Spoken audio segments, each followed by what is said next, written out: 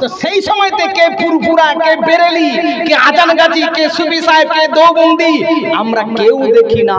রাস্তায় গিয়ে গিয়ে রাস্তাতে ঘুরে ঘুরে ঘুরে ঘুরে মিছিল করেছিলাম।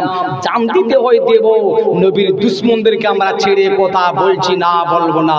কথা ঠিক কিনা জোরে বলো। দুজন মানুষের নাম আপনাদের খেয়াল আছে? কি নামটা? হ্যাঁ, বাবাজি বলছেন তসলিমা নার্সিন নয় গো, নূপুর শর্মা আর কে নবীর জিন্দাল। খেয়াল আছে?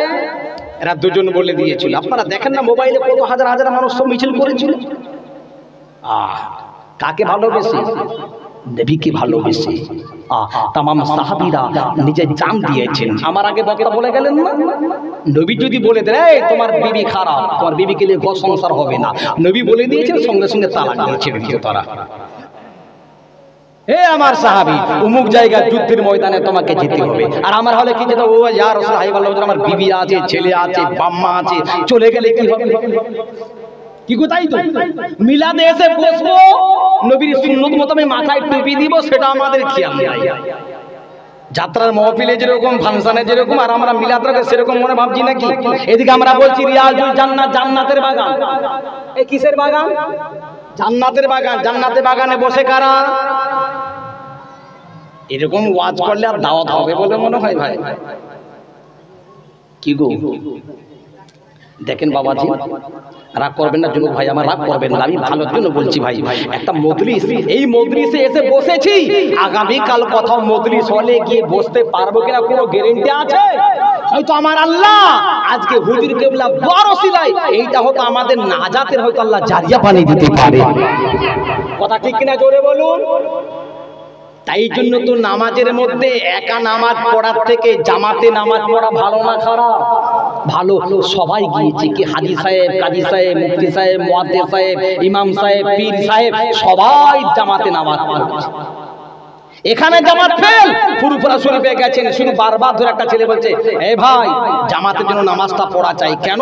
এখানে অনেক আল্লাহ ওলিদের দরবার আছে, অনেক হাজার হাজার মানুষ আছে, আল্লাহ হয়তো একজনের নামাজের ওসিলায় আমাদের সকলের নামাজকে আল্লাহ কবুল করে নেবে। কথা বুঝতে পেরেছি? ইউসুফকে দেখে যারা আঙ্গুল কেটেছে, ইউসুফকে দেখে যারা আঙ্গুল কেটেছে, তারা কি আমার নবীর রূপ দেখেছে? ইউসুফকে দেখে যারা আঙ্গুল কেটেছে, তারা কি আমার নবীর রূপ দেখেছে? আর দেখতো যদি কেটে দিত, দেখতো যদি কেটে দিত কলিজা খানা,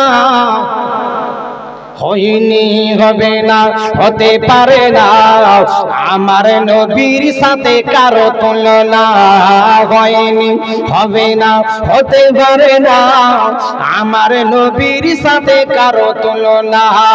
তুলনা তো দূরের কথা, ছায়াও মেলে না, তুলনা তো দূরের কথা, ছায়া মেলে না, হয়নি, হবে না, হতে পারে না আমার নবীর সাথে কারো তুলনা।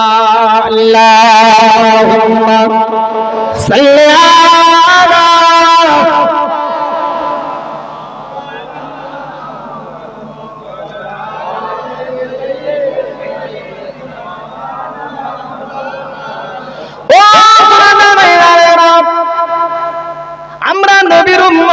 এখন নবীকে চিনতে পারলাম না, কিন্তু আল্লাহর নবী আল্লাহর হাবিবকে চাঁদ চিনতো,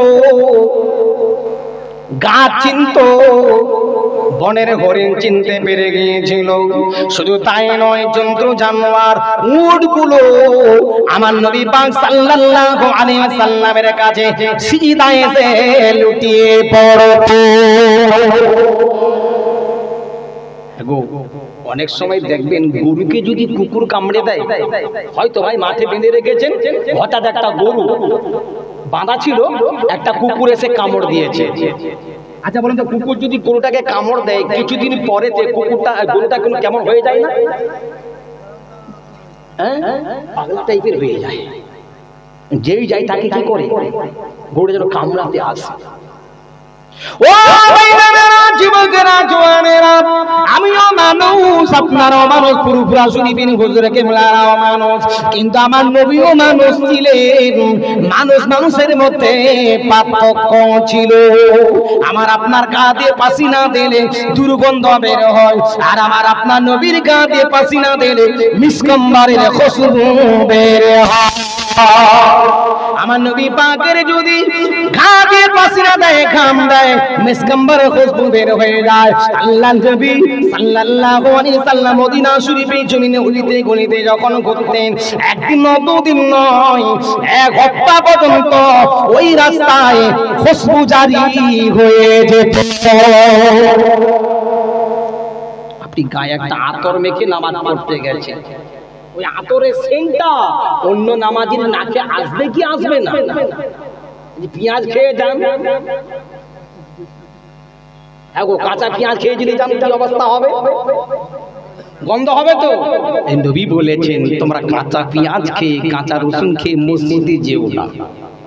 তাহলে কাঁচা পেঁয়াজ খেলে দুর্গন্ধ বের হয়, আর আতর মাখলে খুশবু বের হয়।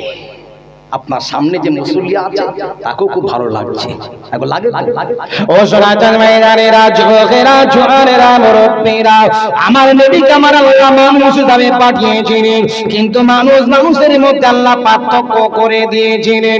ও সনাতন ময়দানেরা, পুরো শরীফে জমিনে মুসাদ্দিদ জামান পীর আবু বকর সিদ্দিক রাহমাতুল্লাহ আলাইহি, তিনিও মানুষ, আমি আপনিও মানুষ, কিন্তু মানুষ মানুষের মধ্যে পার্থক্য আছে কিনা জোরে বলে। আমি আল্লাহর কোরআনটা তেলাওয়াত করে শিশিতে ফুঁক দেব, পানিতে ফুঁক দেব, শিশি ফাড়বে না, শিশি চুরমার হবে না। আল্লাহর ওলি ওই আল্লাহর পাক কালামুল্লাহ কোরআনটা তেলাওয়াত করে ফুঁক দিয়েছিলেন, আল্লাহর ওলি কেরামতি দেখিয়েছিলেন, শিশিটা ফেটে চুরমার হয়ে গেল। ও বাইরানেরা, যুবকেরা, জওয়ানেরা, মুরব্বীরা, কোন নবী পাকের উম্মত গো, যে নবীর পাগল तमाम বিশ্বের মানুষেরা পাগল হয়ে গিয়েছে, নবীর দেওয়ানা হয়ে গিয়েছে। পৃথিবীতে যে যত নবীর গোলামি করতে পারবে আল্লাহ তার তত বেশি সম্মান বাড়িয়ে দেবে। একজন একটা পাগল হয়ে গেছে, সাহাবীরা তার গলায় কেউ দড়ি লাগাতে পারে না, যেই যায় তাকে তাড়া করতে যায়, যেই গলায় দড়ি দিতে যায় তাকে মারতে যায়, তাড়া করতে যায়। तमाम সাহাবীরা বলতে লাগলেন আমার নবী পাকের দরবারে খবরটা পৌঁছানো হবে। আল্লাহর নবী দরবারে খবরটা পৌঁছানো হলো। কিতাবের নাম হলো খাসাইসুল কুবরা বলে একটা কিতাব আছে, আল্লামা জালালউদ্দিন সূতি রাহমাতুল্লাহ আলাইহি লিখেছেন। ও যুবকেরা, জওয়ানেরা, সাহাবী যখন খবর দিলেন আল্লাহর নবী সাল্লাল্লাহু আলাইহি ওয়াসাল্লাম ওই সাহাবীর বাড়িতে এসে হাজির হয়ে গেছেন। আল্লাহর নবীকে দেখে সাহাবী ইয়া রাসূলুল্লাহ হাবিবাল্লাহ, ওটা এমন পাগল হয়ে গেছে, যেই গলায় দড়ি দিতে যায় তাকেই তাড়া করতে থাকে, তাকেই কামড়াতে যায়। আল্লাহর নবী দেখে বললেন কোন জায়গায় আছে বলো। নবীকে যখন ইশারা করে বলা হলো, তার কাছে আল্লাহর নবী সঙ্গে সঙ্গে যে হাজির হয়ে গেলেন। আবু বকর বলতে লাগলেন ইয়া রাসূলুল্লাহ, ইয়া হাবিবাল্লাহ, হুজুর, ইয়া রাসূলুল্লাহ, হাবিবাল্লাহ, আমি আপনাকে জানের থেকে ভালোবাসি। ইয়া রাসূলুল্লাহ, হাবিবাল্লাহ, ওই জানোয়ারটা যদি আপনার কোনো ক্ষতি করে দেয় আমি আবু বকর সহ্য করতে পারবে না, ওমর সহ্য করতে পারবে না, উসমান সহ্য করতে পারবে না, আলী সহ্য করতে পারবে না, কারণ এরা নিজের জানের থেকে আমার নবী পাককে বড়ই ভালোবাসতে।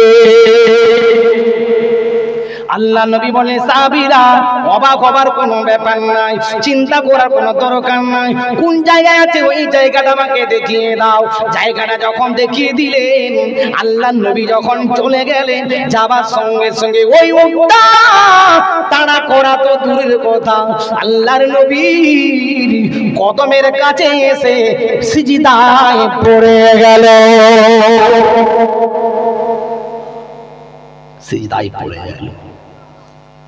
অবাক দৃশ্য, সাহাবীরা দেখে অবাক।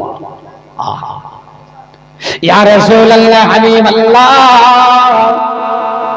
ওই উটটা কি আপনাকে চিনে?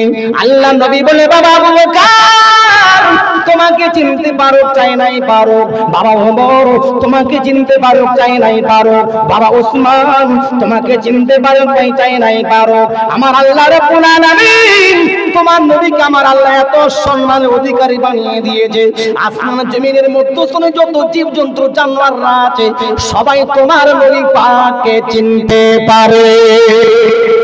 আর হতভাগা গুনাহগার উম্মত সেই নবীকে আমরা চিনতে পারলাম না গো। যেই নবীকে কবরেতে পৌঁছানো হবে, কেন কবরেতে আল্লাহ ফেরেশতা এসে প্রশ্ন করবে, মান রাব্বুকা, তোমার রবের পরিচয় দাও, মা দীনুকা, তোমার দিন কি, তোমার দিনের পরিচয় দাও। তুমি হিন্দু ছেলে কি, মুসলমান ছেলে কি, বেদিন বেঈমান ছেলে, তোমার দিনের পরিচয়টা দাও এবং তোমার নবী পাকের পরিচয়টা দাও। ইমানদার বান্দা যদি হয়, আল্লাহওয়ালা যদি বান্দা হয়, আমার নবী পাককে দেখে উম্মতরা চিনে নেবে।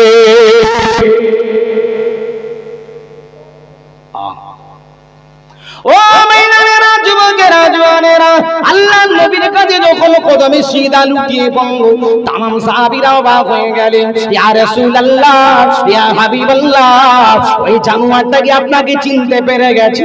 আপনাকে চিনতে পেরে আপনার পায়ের কাছে সিজদা করতে শুরু করলো।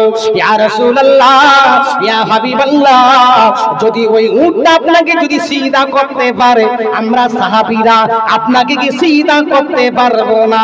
আল্লাহ নবী বললেন, আল্লাহ ছাড়া যদি কাউকে সিজদা করা যেত, তবে আমার আল্লাহ মেয়েদেরকে হুকুম করে দিতেন, ও চকসিদার মেয়েরা, ও চকসিদার মানুষেরা, তোরা তোদের স্বামীদেরকে সিজদা কর, কিন্তু একমাত্র আল্লাহ ছাড়া কাউকে সিজদা করা যাবে না।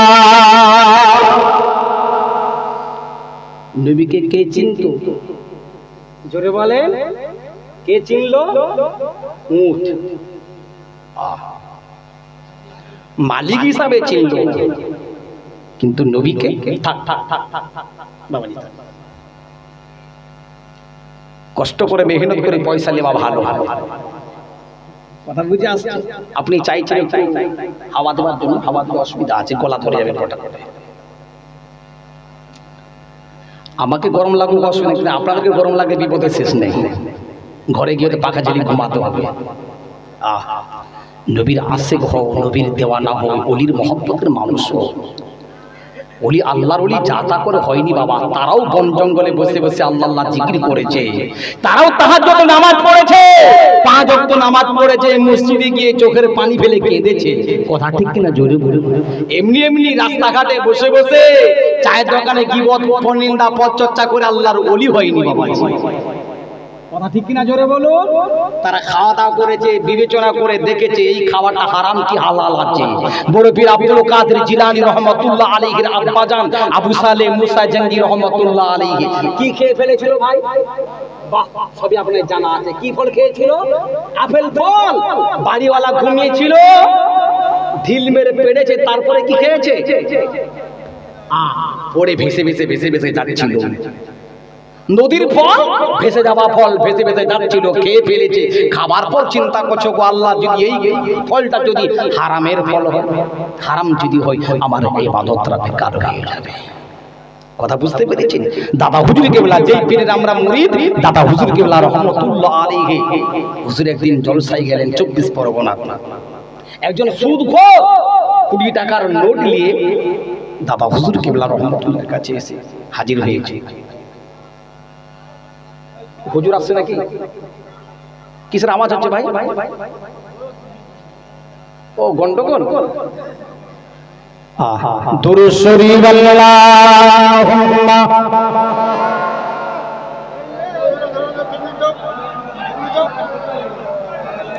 ওয়া আলা আলি সাইয়্যিদিনা।